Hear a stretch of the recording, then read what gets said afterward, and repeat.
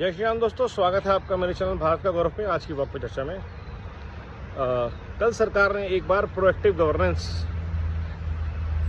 का नज़ारा दिखाते हुए जीएसटी रिफॉर्म्स कर दिए और ठीक त्योहारों से पहले सरकार ने जनता के हाथ में और पैसा दिया ताकि स्पेंडिंग बढ़ सके, ताकि जो एक्सपोर्टर, जो फैक्ट्रीज यूएस टैरिफ के अंडर नुकसान होने के कगार पे हों, वो अपना सारा माल भारत को बेच सके, एक्सपोर्ट ओरिएंटेड माल सस्ते दामों में। And I think this is a wonderful thing to boost consumption in India, to boost economy in India and to insulate our economy, अपनी इकोनॉमी को किसी भी आने वाले रिसेशन के अगेंस्ट इंसुलेट करना। क्योंकि जिस तरह से यूएस काम कर रहा है वो किसी षड्यंत्र से कम नहीं है।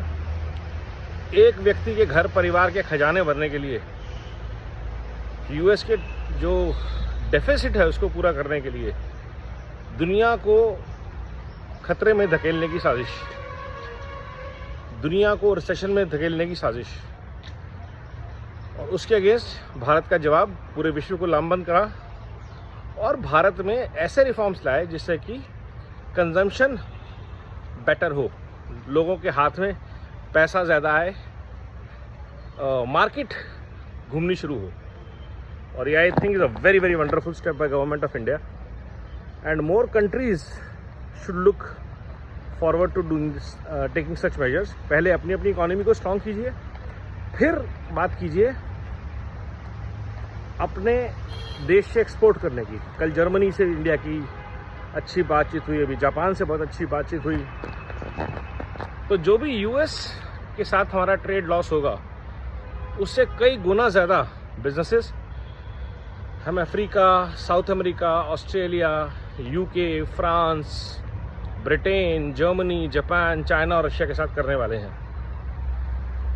और ये सारी जो प्रोएक्टिव गवर्नेंस है ये इसलिए कि सरकार ऐसी है देश में जो जनता के साथ जुड़ी हुई है, युवाओं के साथ, किसानों के साथ, महिलाओं के साथ, रोजगार के साथ जुड़ी हुई है, ईमानदार है और जो आगे की सोचती है। आज नहीं, पिछले 5-6 साल पहले जब कोविड आया था तब ये हथियार निकाला गया था, आत्मनिर्भर भारत, वोकल फॉर लोकल।